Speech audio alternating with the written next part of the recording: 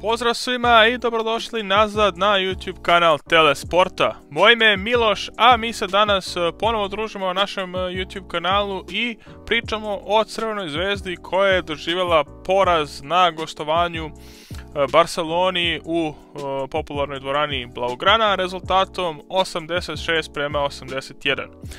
Poraz od Barcelone sam po sebi na gostujućem terenu i nije toliko velika nesramota ni šteta, zaista to radi se jednom možda najtežem gostovanju, što zbog atmosfere, ne toliko hoću reći zbog atmosfere koliko do pre svega kvaliteta rivala koji je među najboljim timovima u Euroligi u ovom trenutku. Pa ipak Zvezda ima za čime da žali, obzirom da je itekako bila ravnopravan rival na ovoj utakmici i pored početnog zaostatka od, čini mi se, 17 maksimalnih poena koliko je ta prednost Barcelone iznosila u prvom povremenu, sve do samog kraja kada je Crvena zvezda imala čak šta više 3 napada za prvo vođstvo na utakmici i sva 3 nije uspela da realizuje, da bi na kraju u toj nekoj tesnoj završnici poklekla i, kažem, izgubila od Barcelone rezultatom 86-81. Preko što krenemo pričamo o utakmici, zamolio bih vas kao i uvek da lajkujete video, da ga šerujete sa prijateljima, da komentarišete ispod kako vam se sviđa igra Crvene zvezde i kako vam se sviđa naša analiza i naravno da se na kanal subscribe-ujete kako biste nastavili da pratite naše sadržaje. Dugo Zvezda čeka taj neki veliki skalp na gostovanjima euroligaškim, da kažem, elitnim timovima i nema sreće da taj povoljan rezultat ostvari. Naime, ovo je bila svojevrsna prekretnica sezone i takav boost što se tiče morala i energije za ekipu Crvene zvezde da su ovdje uspjeli da izvuku pobedu. I bili su zaista jako blizu, kažem, u četvrtini u samom finišu, mislim 2 minuta pre kraja, Zvezda imala 3 za redom napada koja su mogla da je donesu vođstvo, da su se pametnije odigrale. Međutim, u tim situacijama prosto žargonski rečeno nije se dalo. Neke loše odluke igrača Crvene zvezde, ali također i dobra odbrana Barcelona u tim trenucima, da kažem, poremetili su Zvezdu. Na kraju neke čudne sudijske odluke, neke tehničke greške koje, kažem, pitanje da li su baš opravdane, ali svakako Zvezda nema za čime zažaliti, obzirom da je prosula ta 3 ključna napada koja su im mogla doneti prednost i vođstvo na ovoj utakmici. Zvezda imala čak 17 ukupno skokova više od Barcelone, čak 44 naspram samo 27 Barcelone. Također dominacija Zvezde u ofensivnom skoku i pored tih podataka čudno delo je zaista činjenica da Zvezda nije uspjela da ovaj meč dobije. Pogotovo kad imate tu razliku od 17 skokova više u vašu korist, baš je čudno da Zvezda tu utakmicu nije dobila. Ponovo se neki trendovi i neke stare boljke javljaju, pre svega loša igra spoljne linije, tu pre svega mislim na naša baza Napiera kao nekoga koji treba bude nosilac, koji definitivno nije u dobrom ritmu.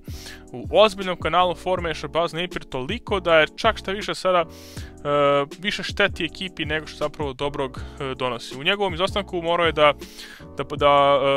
tu dirigentsku palicu ponovo preuzme Miloš Teodosić i odigra sigurno veću minutažu nego što je to bilo planirano na početku sezone. Dobar je bio Nemanja Nedović, solidan je bio i Dejan Davidovac sa 12 postignuti poena, čini mi se. Nedović je postigao, čini mi se, 13, kao i Teodosić, dok je definitivno najbolji pojedinac susreta bio Luka Mitrović, koga je zaista bio sve prisutan i u svom reketu i u protivničkom reketu, brdo skokova je zaista pokupio, bio uvek tu oko zicera i oko reketa da se ušunja ili da leđom tehnikom izbori dobru poziciju za šut ka košu. Zaista to može da hrabri i Crvenu zvezdu da Luka Mitrović zaista i ta domaća osnova Crvene zvezde polako, ali sigurno preuzima primat od stranaca, ali kažem, za nešto više potrebno je da čitava ekipa Crvene zvezde timski se uzdigne i prosto pronađe način da drži fokus bar veći deo tokom tih 40 minuta, jer zaista kada dozvolite protivniku vrlo rano takvu ubedljivu prednost, nije lako vratiti se. To će uspjeti da se desi jednom ili dva puta, ali neće uvek. Tako da na Zvezdi je da proba da onemogući protivnika, što nije naravno lako je reći, a teško raditi, da ode na tih visokih, kažem, 17 i više razlike, da proba da ostane ravnopravan rival tokom cijele utakmice i da iz te ravnopravnosti proba da uđe u tegel završnice sa ili povoljnim rezultatom ili sa minimalnim zaostatkom. Mnogo problema u Zvezdi pravila centarska linija Jan Veseli i Willy Hernan Gomez. Praktično kada god bi se taj pick and roll, centralni pick and roll zavrteo sa bekovima Barcelone, gotovo redovno bi išao alley-oop na Hernan Gomeza ili na Veselog, koji također pravi Zvezdi probleme u igri sa pol distance, tako da zaista još nam pokazatelj defanzivno na tim visokim pozicijama Zvezda nije baš najbolja, obzirom da ni Tobi, ni Mitrović, ani Bolomboy nisu baš vrsni defanzivci. Svakako Zvezda ima za čime da žali, dobra utakmica kada sve sabere, da je neko Zvezdi ponudio da ima egal završnicu minut i po pre kraja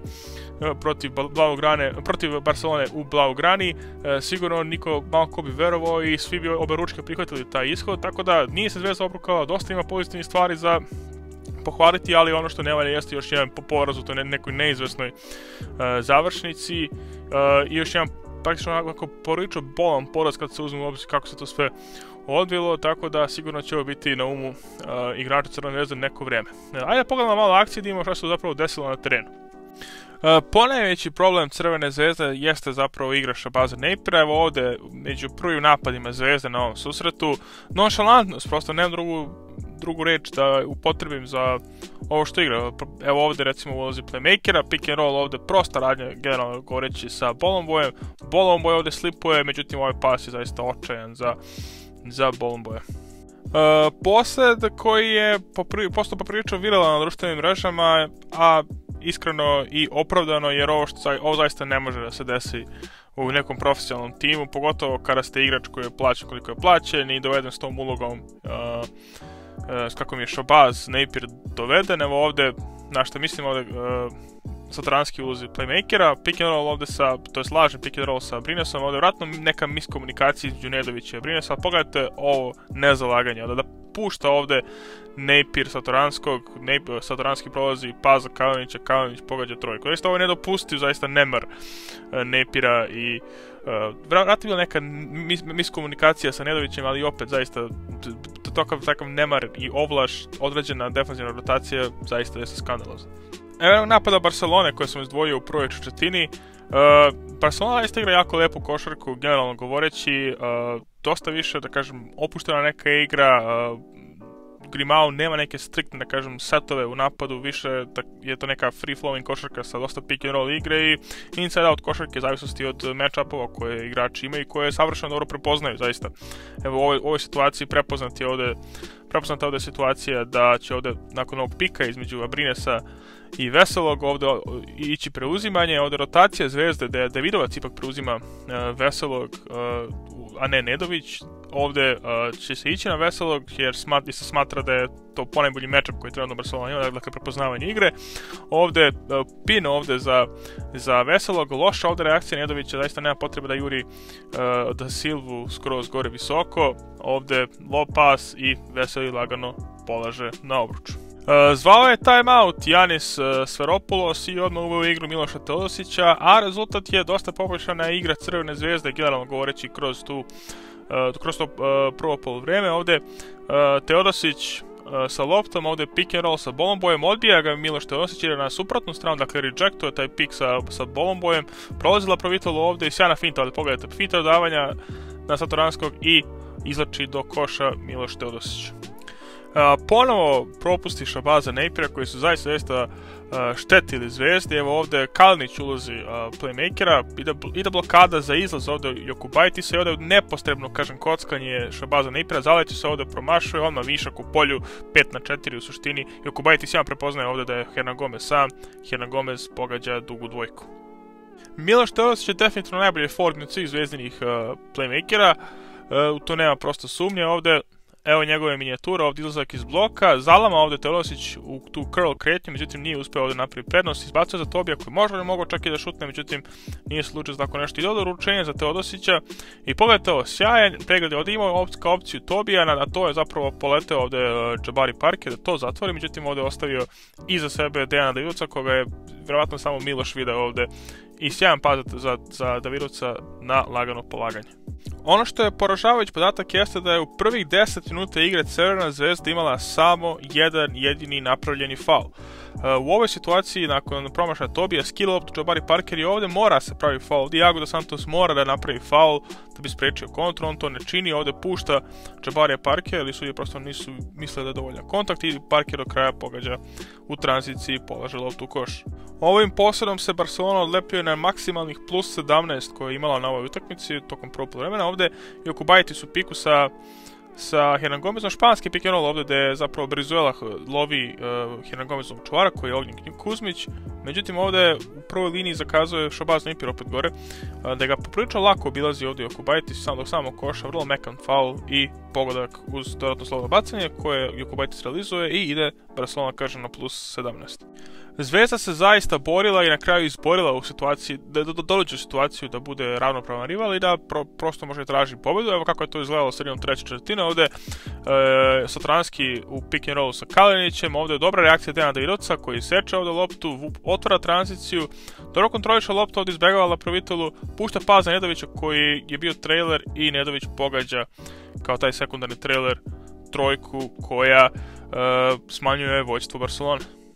Za kraj analize pokazat ću 3 ključna napada na ovoj utakmici što se tiče Crvene zvezde, 3 napada koje je Zvezda imala na rezultatu 76-75 i koja nije realizovala, koja bi zapravo donala vođstvo na ovoj utakmici, prvu vođstvo na utakmici koliko se ja ne varam. Ovdje Napier ulazi organizatore igre,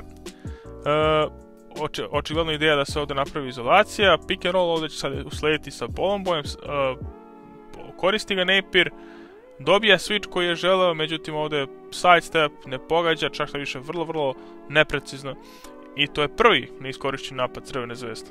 Drugi napad Zvezde također neorganizovan, vrlo loša ovdje selekcija rješenja, ovdje izlazi Nedović iz donje blokade, ovdje poprilično statičan ovdje napad, Mitrović ima povoljan switch ovdje sa Jokubaitisom, nije se gledalo, čak što više čist reket ovdje gdje možda čak mogu slijediti pas ovdje za Luku Mitrovića, nije dobio loptu, Nedović rešava da igra 1-1, ističe vreme za napad, nema prostora, ovdje box and one odbrana Kalinića, premišlja se Nedović, izbacuje loptu, na kraju stiže do Bolomboja i težak promašaj.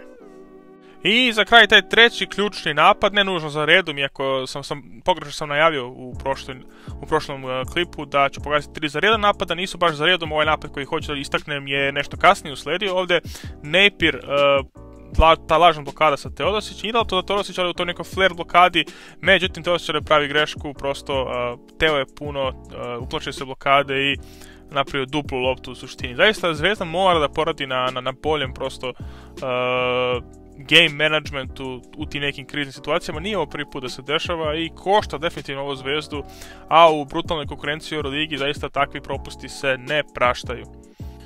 I to bi bilo to za ovu analizu ove utakmice. Crvenoj Zvezdi predstoji duplo kolo u okviru Eurolige sa dosta teškim protivnicima. Fenerbahče kod kuće, što zapravo i nije toliko, da kažem, prestrašna utakmica, obzirom da je Partizan pokazao da se sa Fenerbahčem može igrati i uspio da izbori pobedu. Još ako Fenerbahče ponovo bude u tom nekom skraćenom sastavu bez bitnih igrača, Zvezda kako ima šanse, dok će u drugoj utakmici u toj nedelji igrati protiv Olimpijakosa na tradicionalno vrućem gostovanju u Pireju, ali gostovanju sa kojeg je Zvezda znala da se vrati pobedonosno. Prije toga Crvena Zvezda će imati okršaj u okviru ABA lige protiv ekipe Zadra u Zadru, pa je na ekipi da zadrži taj fokus i da ne dozvoli da se ponovi neki sličan kiks kao što se to desilo protiv ekipe Cibone prošle sezone. To je bilo to za analizu, ponovit ću još jednom like, share, subscribe, a mi se vrlo brzo vidimo u nekom sljedećem videoklipu. Do tada, pozdrav i prijatno!